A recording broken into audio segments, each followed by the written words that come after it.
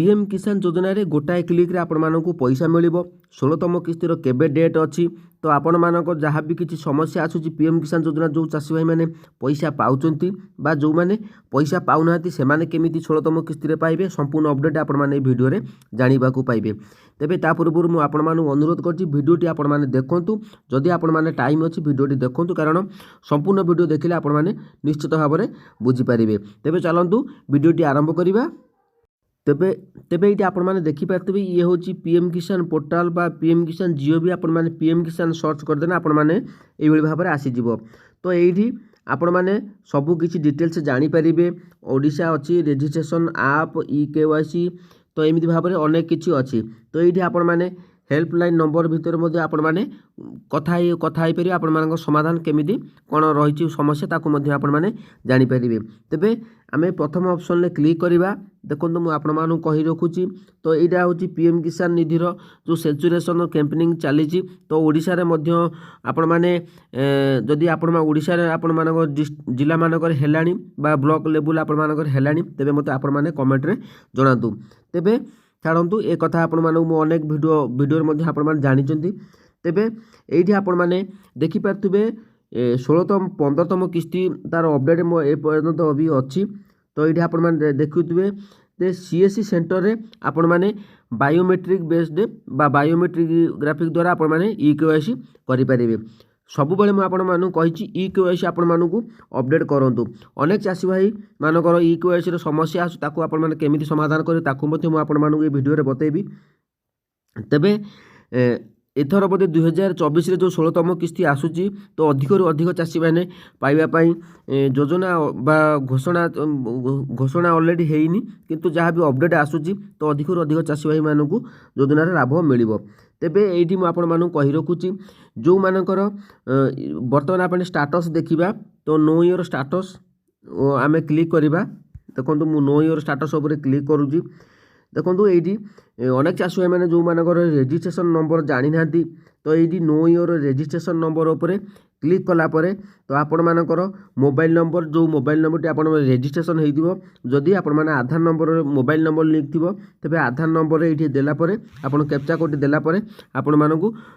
आपण registration number T बाहरी पड़ो। तेबे आम ये कौन करवा आमर बैक करदे बैक करके आम मु तलू नहीं जाऊँगी पुणी आम नो योर स्टाटस आम देखा तो ये अनेक चाषी भाई मानक मु कहि रखुची देखंतु एंटर रेजिस्ट्रेशन नंबर तो ये आपण मैंने देखिपे OTP will be sent your e KYC register mobile number तो जो मानकर रेजिस्टर बा ई केवाईसी कला बेले जो मोबाइल नंबर देइथिबे तो सही नंबर ये ओटीपी आसीबो। तो अनेक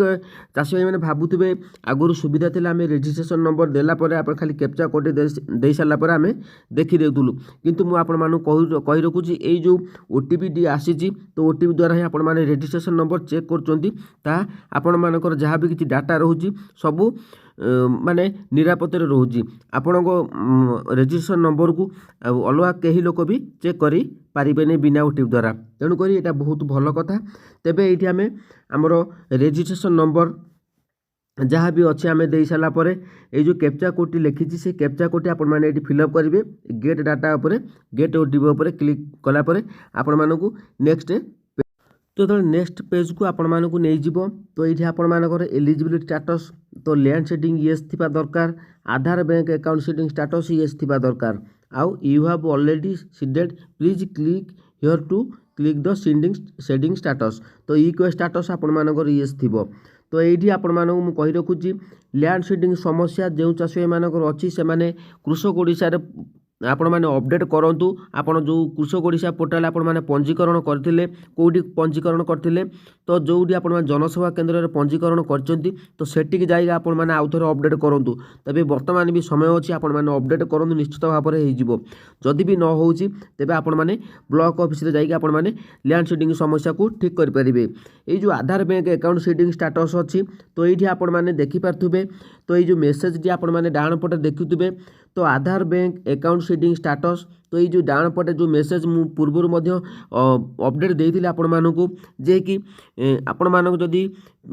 एम किसान आपण माने रेजिस्ट्रेशन करिथिबे बा पंजीकरण करिसंती तेबे आपण मानक एबोली भाबरे मेसेज आसीबो कारण अलगा को बैंक रे आपण माने आसुची कि कोन मु सेटा को आपण मानक कहि पारुनी कारण जहाँ मो पाखरे प्रमाण अच्छी तो मो मोबाइल की मेसेज आसला जे कि पोस्टाल बैंक रे IPPB अकाउंट को आपण माने अकाउंट खोलंतु तो आपण मानकर आधार सेटिंग समस्या सबू किछि दूर हो जिवो आउ आपण मानकर जहाँ भी किछि पैसा बाकी अछि सबू पैसा आपण माने जदि IPPB अकाउंट खोलचंती पोस्टाल रे तेबे आपण माने अकाउंट को पैसा आसीबो तेबे आपण मानु कहि रखुची एठी EKYC स्टेटस अछि तो ये जो EKYC स्टेटस रे आपण मानु येस होबा दरकार एठी अनेक चाषी भाई मानकर भूल रोची कोन तो ताहा मध्ये मु आपण मानकु बतै देबी वीडियोटी आपण माने देखंतु सब बेले मु कहिची जे कि सठिक वीडियो देखंतु आपण माने जदि योजनारू लाभ पाइबा पई चाहुचंती ये जो EKYC स्टेटस येस एठी आपण माने ग्रीन होबा दरकार तो केमिति ग्रीन होबो मु आपण मानकु बतै दउची आपण माने कोन समस्या रोहुची तो भी आपण माने जानि परिबे तेबे मु आपण मानकु फोन बैक कर दउची आमे PM किसान जो ऑफिशियल पोर्टल रोहुची तो से पोर्टल को आमे जिबा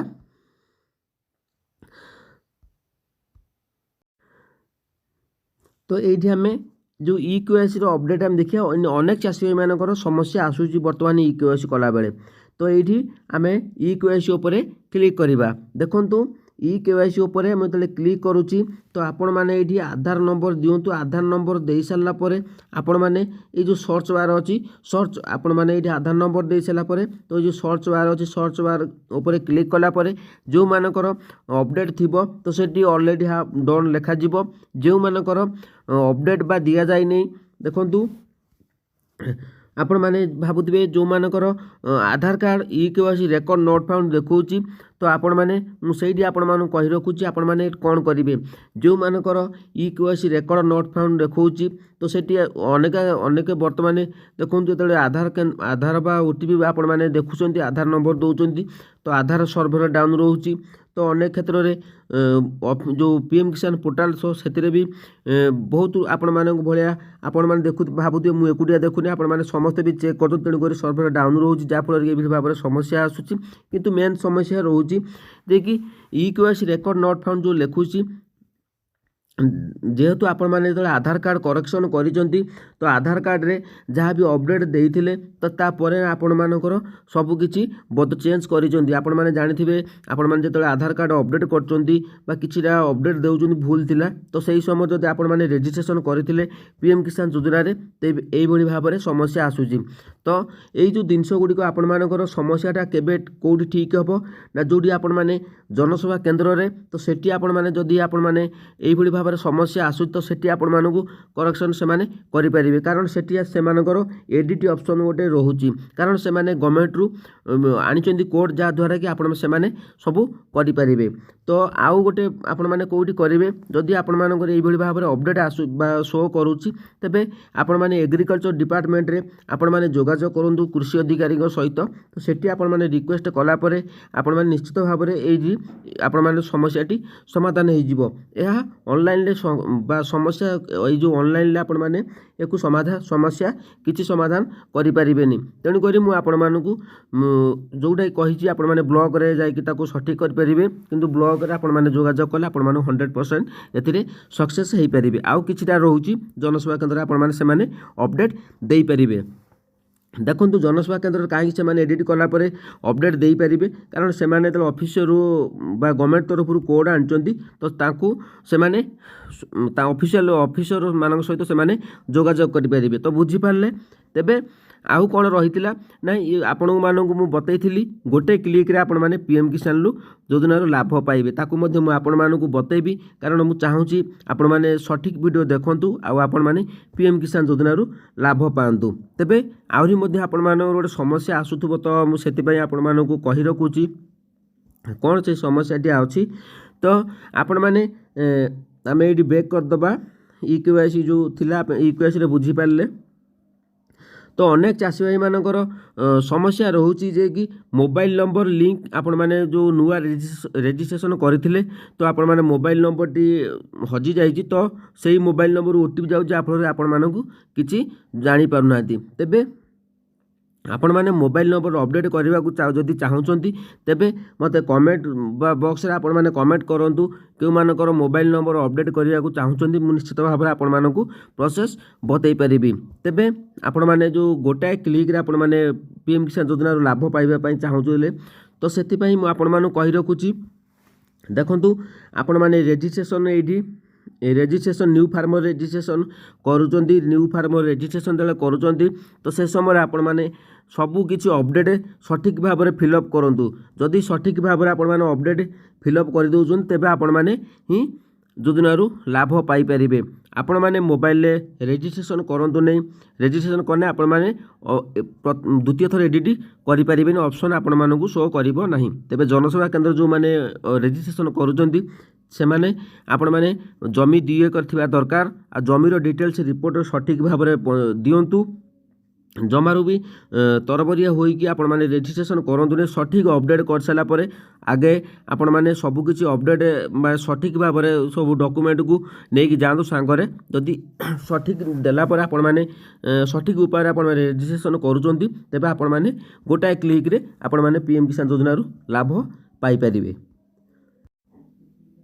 ତ PM କିଷାନ ଯୋଜନାର 16ତମ କିସ୍ତି ମାର୍ଚ୍ଚ 2024 ତ ମାର୍ଚ୍ଚରେ